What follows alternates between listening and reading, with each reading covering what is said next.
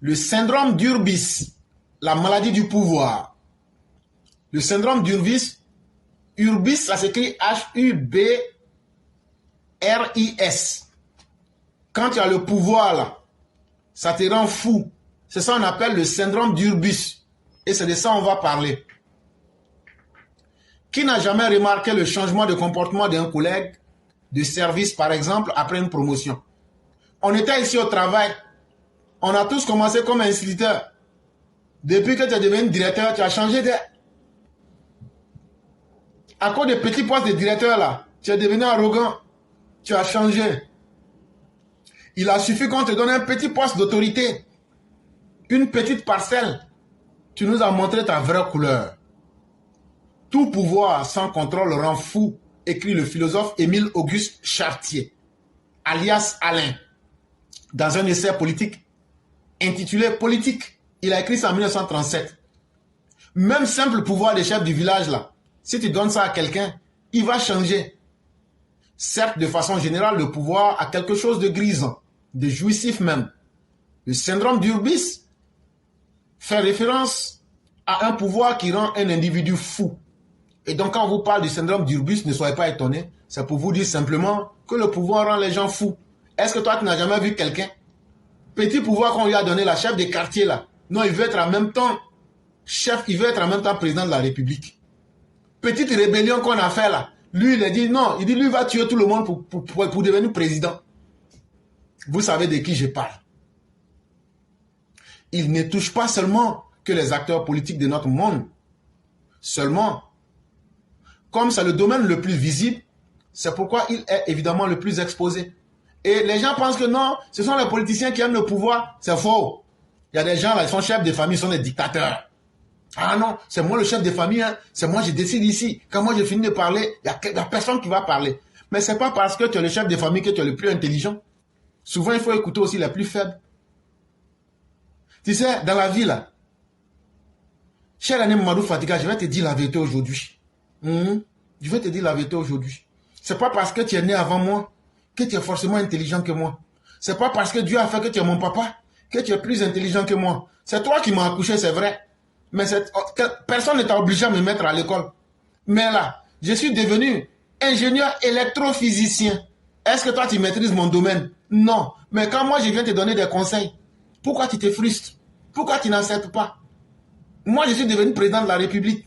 Alors que toi, tu dis oui, mais c'est moi qui t'ai accouché. Je n'ai pas dit que c'est pas toi qui m'as accouché. Mais le monde là, tu peux accoucher quelqu'un, la personne peut te dépasser. Il faut accepter.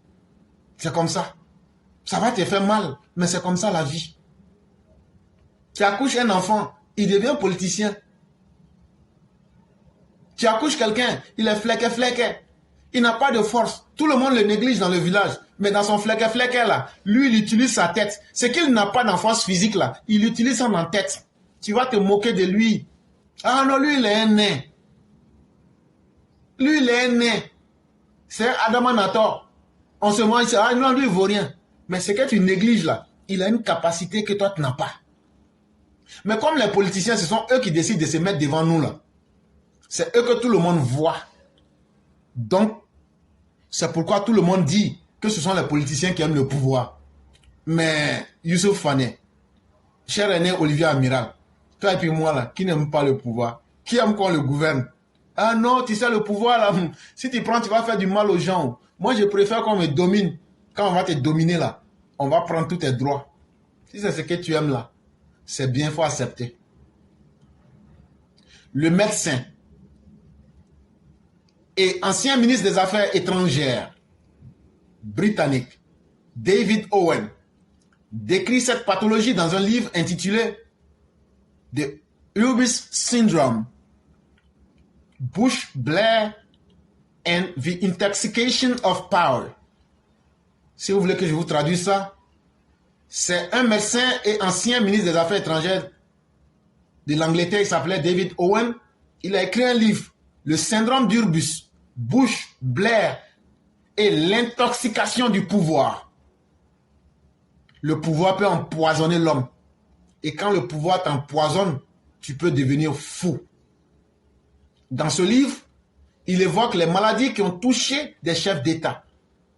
dont le pouvoir a complètement changé la personnalité.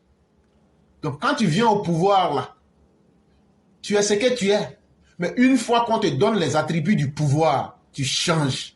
Prenez le cas de l'exemple du Sénégal. Demain ou bientôt, Faye sera dans les attributs de président. Sonko sera à côté. Est-ce que Sonko va devenir Premier ministre? Quand il devient Premier ministre, c'est le président qui te donne des ordres dans un régime présidentiel. Est-ce que Sonko va accepter de prendre des ordres avec quelqu'un que lui-même il a construit de toutes pièces? Parce qu'il ne faut pas aussi se blaguer, la réalité elle est en face. Si Faye a été élu, c'est parce que c'est Sonko qui était la toile de fond. Est-ce qu'il va accepter de se mettre en bas? Mais une fois que tu prends les attributs du pouvoir là, il y a quelques symptômes qu'on voit. Tu vas devenir narcissique. Ça veut dire quoi? Ça veut dire tu vas tout tirer vers toi. Et tu vas vouloir gérer le monde à partir de ce que toi tu es. J'aurais pu vous raconter cette histoire là, même comme on n'a pas le temps. Tu vas devenir arrogant parce que tu vois c'est toi qui décides sur tout le monde. Tu deviendras mégalomane. Tu peux perdre le contact avec la réalité. Et tu deviens intolérant à la contradiction. Quoi? Moi le président? Toi tu oses dire quelque chose qui est différent de ce que moi j'ai dit? Et ça va te conduire dans les abus du pouvoir. Ou encore, tu tombes dans cette réalité. Tout ce que les gens te disent là, ah non, vous laissez comme le régime de Dr Ouattara. Eux là, depuis ils sont venus au pouvoir, c'est eux qui connaissent tout. C'est pas tous, hein, mais la majorité, surtout les petits cadres flafla là. Ah non, laissez ça. Ah non, non, on connaît ça déjà. Ah non, non, on maîtrise ça déjà. C'est vous qui maîtrisez tout. C'est très bien. Et donc cette tendance à accorder de l'importance à sa propre, ce n'est pas parce que vous connaissez, c'est faux. C'est parce que vous n'accordez d'importance qu'à votre propre vision sans évaluer les conséquences. Voilà ce qui vous arrive. Ça veut dire, puisqu'on vous a donné un poste de pouvoir là, vous pensez que c'est à partir de là, c'est vous qui êtes puissant. Alors que non, ce sont des forces individuellement faibles, mais qui sont une vraie puissance qui vous ont amené à cette puissance que vous voyez là. Donc tu n'es pas puissant. Donc là, c'est pas parce que tu as occupé ce poste-là que tu connais tout. Et donc là, si tu n'apprends pas à évaluer les conséquences des actes que tu vas poser, comme de la manière tu allais évaluer par le vote là, tu vas perdre le contact avec la réalité. Tu ne vas pas pouvoir être capable d'accepter des idées contraires.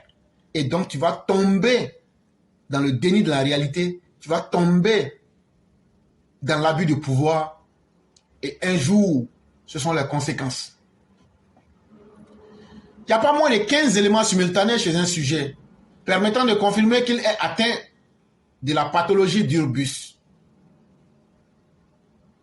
Mais qu'est-ce qu'on peut faire pour aider quelqu'un qui a la folie du pouvoir? En vérité, le remède est simple. Il faut simplement critiquer la personne. La critique sera le seul remède à cette maladie. Il n'y a pas deux solutions. Et c'est pourquoi des gens comme Laurent Gbagbo n'aiment pas du tout la critique. C'est pourquoi des gens comme Tidjane Thiam n'aiment pas du tout la critique. Parce qu'ils sont dans un narcissisme. Pour eux, là, le monde commence à partir d'eux. Et donc, eux, là, on ne peut pas les juger, on ne peut pas les critiquer. Ils ne peuvent pas accepter ça. Et c'est là que je dis merci au docteur Ouattara. Tu le critiques, oh. Tu le critiques pas, oh. Mais en tout cas, lui, il avance. Nous lui disons merci d'accepter que nous puissions critiquer son régime. Le très sérieux site internet La Vie cite des recherches de scientifiques Ian H. Robertson qui a étudié l'effet d'Urbus sur des poissons vivants dans le lac Tanganyika en Afrique de l'Est. Ah, les Blancs aussi savent faire affaire d'eux. Ils quittent dans l'homme là pour aller dans le poisson en même temps. Ils voyagent avec notre esprit. On dit il y a un scientifique là, lui il s'appelle Ian H. Robertson. Lui pour aller étudier la folie du pouvoir là, c'est pas sur l'homme il allait étudier. Hein. Lui il allait dans le lac Tanganyika, en Afrique de l'Est là, pour aller étudier ça sur des poissons. La prise du pouvoir entraîne une réaction hormonale qui modifie l'organisme. Et qu'est-ce qu'il a constaté? Que quand tu donnes du pouvoir à quelqu'un là, même le fonctionnement des hormones qui sont produites dans son corps change. Le chercheur explique que la situation est similaire pour l'être humain, dont le pouvoir décuple l'intelligence grâce à un apport de dopamine. En vérité, une fois que vous donnez le pouvoir à un être humain, son intelligence aussi se transforme parce que son corps produit beaucoup plus de la dopamine. C'est une substance chimique que notre organisme produit. Toutefois, précise-t-il, qu'une quantité trop importante de dopamine aura des conséquences néfastes. Mais là où le drame se retrouve, c'est que nous sommes dans la nature du juste milieu. Même bon là, quand il y a trop de bon là, ça devient finalement mauvais. Quand l'organisme produit trop de dopamine, ça finit par avoir des conséquences négatives. Or, le pouvoir absolu inonde le cerveau de dopamine. Il crée une addiction. Et donc, à force de créer la dopamine, si le corps même n'atteint pas ses limites, c'est la réalité qui vous met en face de vos conséquences. Parce que pendant trop longtemps, si tu as été sous emprise de la dopamine, ça devient de l'addiction. Tu veux plus, tu veux plus, tu veux encore et encore. La seule façon de résister au syndrome d'Urbis serait donc d'évoluer dans un environnement où les personnes sont des critiques sur nos actions. En clair, il faut de l'adversité ou accepter la contradiction. Car les dangers du pouvoir, une fois obtenus, mettent en péril les qualités qui ont permis de l'obtenir. En réalité, il y a beaucoup de personnes, quand elles veulent le pouvoir, vous voyez des qualités en elles. Mais une fois qu'elles ont le pouvoir, elles sont entourées de partisans qui viennent leur dire « Tu es le plus beau de notre tribu, tu es le Christ des mamans. » Normalement, c'est toi qui devais naître à la place de Jésus. Sans toi, une fois que tu commences à tomber dans ça, tu perds contact avec la réalité et tu deviens un danger pour toi-même. Mais quand tu mets des gens qui sont là pour te dire nous on sait que tu peux nous tuer, hein, mais vrai là, ça là c'est pas bien. Vrai là, voilà comment les choses doivent. Ou mais vrai là, voilà ce que le peuple dit. Et ça c'est une force du régime Ouattara. Nous qu'on dit être des critiques, sans le savoir, nous aidons beaucoup ce régime-là. Parce que là où c'est bon, on dit c'est bon. Là où c'est mauvais, on dit c'est mauvais. Et on met les réalités en face. Pour que le peuple, en plus de ce qu'on a dit, puisse décider. Et donc, même si le dirigeant qui a obtenu le pouvoir était une bonne personne, une fois qu'il n'y a pas de contradiction, cette personne finit par perdre ses qualités et l'addiction du pouvoir en fait un despote, un potentat, un individu extrémiste. En politique, les Suisses ont opté pour un système intéressant. Selon Sebastian Diegues, chercheur en neurosciences au laboratoire des sciences cognitives et neurologiques de l'Université de Fribourg en Suisse, l'organe exécutif compte 7 dirigeants qui prennent la tête du pays à tour de rôle. Ce sont toujours des personnalités normes, des gestionnaires dépassionnés qui ne donnent jamais dans la politique spectacle, dit-il. Et donc en Suisse, ils ont trouvé leur solution. C'est-à-dire, on prend dans l'organe exécutif 7 dirigeants. Et à tour de rôle, ils vont gérer le pays, tour à tour. Mais ceux qui ont choisi, ce sont des personnes qui sont reconnues comme des spécialistes dans des domaines de gestion. Qui sont des personnes respectées pour leurs avis, mais des personnes qui sont sans état d'âme. C'est-à-dire, en face de toute situation là, même quand c'est lui-même qui n'a pas raison, on va venir dire que je n'ai pas raison. Et puis il s'en fout. Ce qui étonne beaucoup, en réalité, ce sont des autistes. L'article ne le dit pas parce qu'on entend parler de neurosciences et autres. Il ne rentre pas pour donner les détails. Mais en réalité, il y a quelques signes qui ne trompent pas. La majorité de ces personnes, souvent, ils ne le savent pas. Ou même il y a des autismes qui ne sont pas déclarés. En réalité, ces gens de personnes sont des autistes. Et l'une des caractéristiques pour les découvrir, c'est des gens qui n'aiment pas le bruit. C'est des gens, tu vas voir, même quand lui il a tort, là, il va lui dire, oui, c'est vrai, c'est moi-même, je n'ai pas raison. La loi l'a appliquée sur moi. Il est bête ou bien? Non, c'est comme ça ils sont. Et donc là, eux, ils prennent des Adama Nator comme ça, là, des one gamme, là, 7. Et en fonction, eux font des tours. Et ça a beaucoup aidé ce pays-là. Cela pourrait peut-être expliquer la tranquillité de ce pays, qui est l'un des plus stables au monde et bénéficie de la confiance de plusieurs grosses fortunes qui y déposent leur argent. Et donc, ça fait que la Suisse même, tu n'entends même pas parler. Tellement c'est tranquille. Ça fait que eux-mêmes, tellement leur pays est tranquille, là, les voleurs d'argent, ça va garder leur argent là-bas. Mais la folie du pouvoir, ça ne guette pas seulement ceux qui sont au pouvoir. C'est une maladie qui nous guette tous. Le syndrome d'Urbus s'étend au-delà de la sphère politique. Quand le pouvoir monte à la tête, il altère les fonctions mentales et peut changer des personnes a priori normales. Toute personne, quand tu es mise en situation, comme disait le philosophe français, le matérialiste athée, j'oublie son nom, Jean-Paul Sartre, quand tu es mis en situation, ça veut dire quand tu es mis dans des réalités où tu dois faire des choix difficiles, en plus de ça, quand tu as le pouvoir, si tu es une personne normale, tes fonctions mentales feront que tu vas devenir une personne anormale. Les personnes atteintes de la maladie d'Urbus se croient investies d'une mission importante dans laquelle elles pensent qu'elles ne devraient pas être freinées. Et tu penses que tu peux prendre toutes les décisions comme si c'est Dieu même qui t'avait mis là. Dans des milieux comme le show business, le risque d'abus de pouvoir semble plus facilité, comme ce fut le cas pour le magma américain Harvey Weinstein, qui s'estimait visiblement au-dessus des règles ou pensait avoir une forme d'immunité. Dans certains milieux, il n'existe pas de véritable distinction entre une personne et sa fonction. Cela peut être le cas pour un sportif ou un artiste par exemple. On osera moins contester un abus de pouvoir, ajoute Félix Buhlmann, professeur associé en sociologie à l'université de Lausanne en Suisse.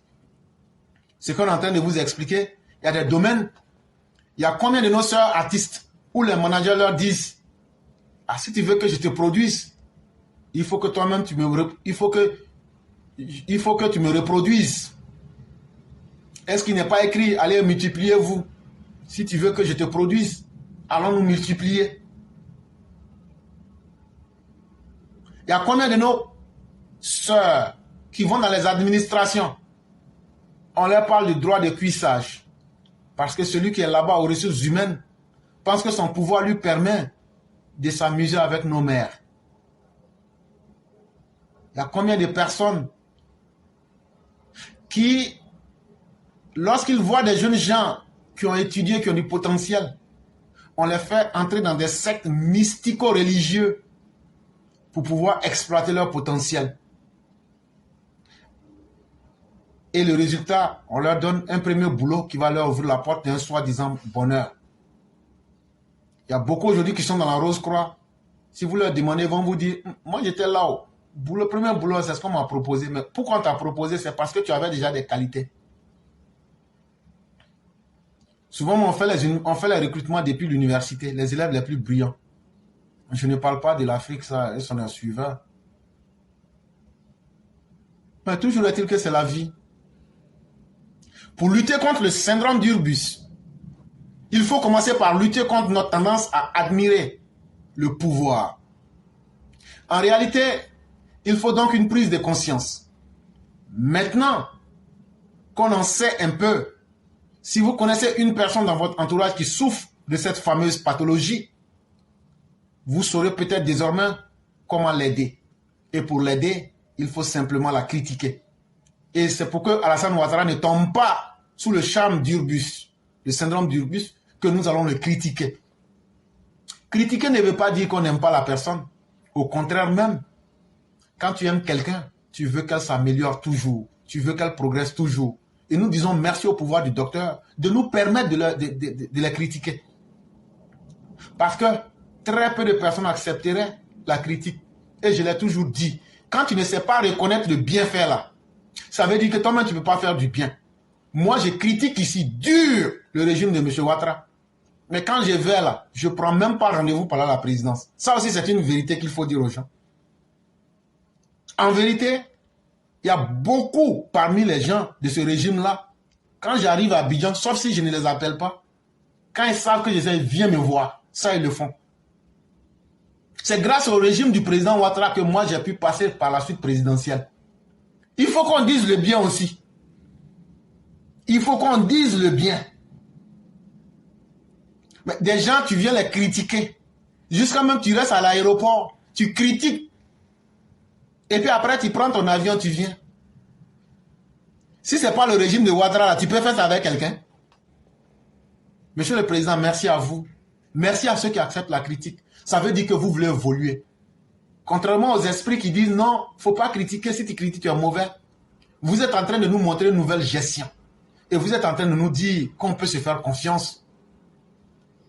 Et qu'on peut vous aider à grandir dans votre pouvoir. En essayant de faire la diversité des connaissances humaines. Et merci à vous.